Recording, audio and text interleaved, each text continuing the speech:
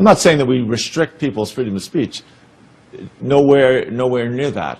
But I think we should have a discussion of, at least urging caution when we discuss some of these issues, so that we don't get people to a point of going out and committing senseless violence. All right, folks, welcome back.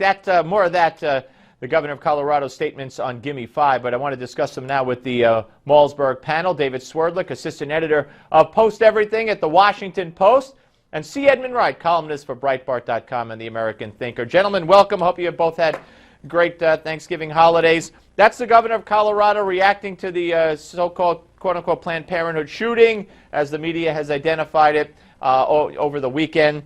And, if you listen to the whole thing, and we'll hear more of the interview, as I said, in Gimme 5, he kept saying, I'm not talking about taking away free speech or limiting free speech, but we have to do more to tamper down the rhetoric, and because people are being motivated to pick up guns. David, let's blame those who are opposed to babies' body parts being sold and taken out of their dead bodies or live bodies, and let's blame them for objecting with this nut job's actions. It reminds me of Gabby Gifford's shooting, where they tried to blame Sarah Palin.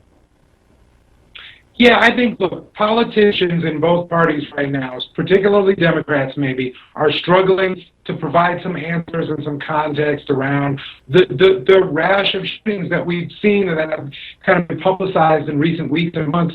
It's dangerous anytime anybody tries to put one of these things on one thing. It's not just rhetoric. It's not just mental health. It's not just guns. It's not just the culture. It's not just any number of factors. In my view, you have to look at things in sum and realize that all of these things can play a part, but every situation is different. I mean, Edmund, this guy, the media is going with the story that he mumbled to somebody, no more baby parts. But that aside, he was convicted of animal cruelty. He was convicted of being accused of being a peeping Tom. This is over many, many years, and he lived in a little shed with no running water and no electricity. And what do they think? He's listening to talk radio? Yeah, I thought that what Governor Hickenlooper was saying was like, oh, no, I'm not going to restrict free speech, but now actually we need to talk about maybe restricting free speech. I mean, that's basically what he said. But another thing that strikes me, Steve, I think that most of these Planned Parenthood videos were up on the web without comment. It was the videos themselves. It was the Planned Parenthood verbiage, nothing said on talk radio or the internet that inflamed people's passions. So I think Hickenlooper's pointing one finger out, but three, right back in the other direction on that one. Yeah, and you know what? Also, David, the Attorney General Loretta Lynch issued a statement where she said that this was an attack on women's health and on police and blah blah blah. But I mean, it seems to me that she's already has a motive. She is the chief law enforcement officer of the country. Why is she making any other statement than, we will get to the bottom of this? This man, our thoughts and prayers are with the victims. He will be brought to justice. Why is she stating who this was an attack on and basically giving an insinuation that there's a reason? Shouldn't she shut up about that? Well, I think it's fair for Attorney General Lynch to say what she has to say. I agree with you that she'd be better off saying less until she has more of the facts in and has had more time to oversee an investigation. I think it's fair to draw an inference that if there's an attack at a Planned Parenthood, it might have something to do with the Planned Parenthood issue. But at this point, like I was trying to say a moment ago, I don't think anybody, including politicians, knows precisely what was behind this individual's motivations, and I don't think you can ever put it on one motivation or another. I'd like to be able to sit here and say, oh yeah, let's point the finger at that, but the reality is it's hard to know in these situations. Go ahead, I'm sorry, David. No, it's hard to know, Steve. You know what, Edmund? And this is not a knock at David, but if you recall, and I'm sure you do, although the media didn't cover it like it covered this, and granted, it was one gentleman who was shot. but it was by a guy who had a map that he got from the Southern Poverty Law Center, he said, and he came to kill people at the Tony Perkins Family Research Council because he didn't like their stance on gays as portrayed by the Southern Christian Poverty Law Center. And he had a gun and he shot someone. And I don't recall any big deal about that or the rhetoric or closing down the Southern Poverty Law Center or anything.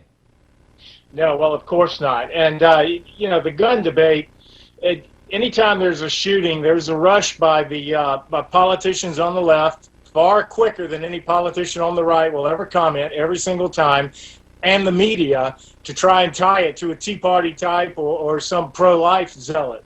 And in this case, it's less clear-cut than the situation you mentioned with the shooting at Perkins organization.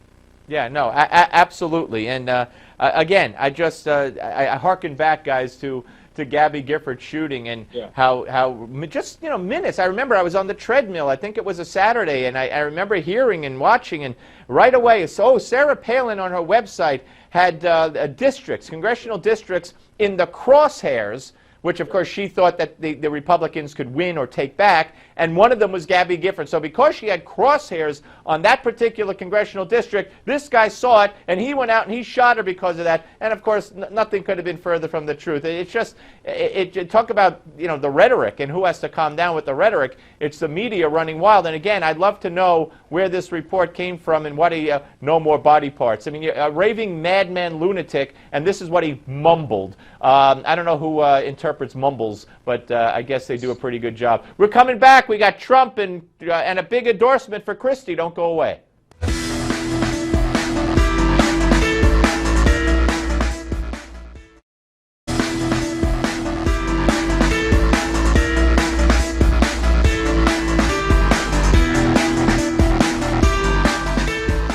Well, he's not going to be the nominee, Martha, because at the end, look, he may have 20% of the vote, but he's got 80% of Republicans who don't support him.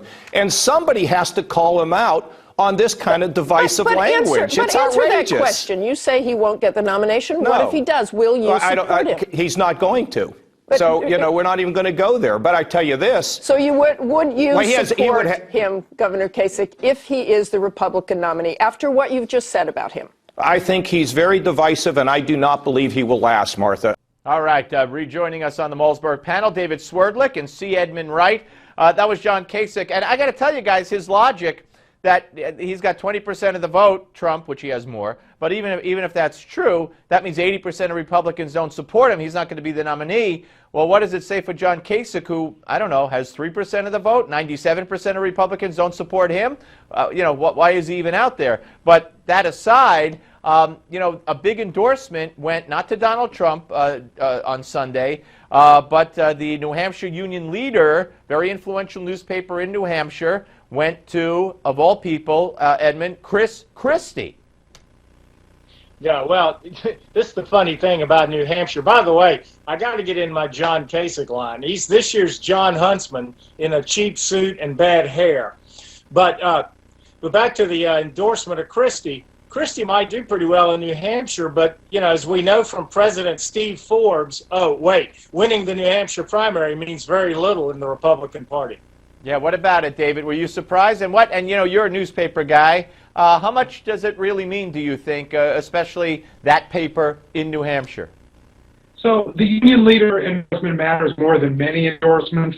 But, you know, when I saw the union leader's editor on Meet the Press this Sunday, he didn't give me a very compelling reason why they were endorsing Christie. He said, well, he's got a little bit of Trump swagger and a little bit of experience as a governor and as a U.S. attorney. Great. Look, he's not doing well in the polls.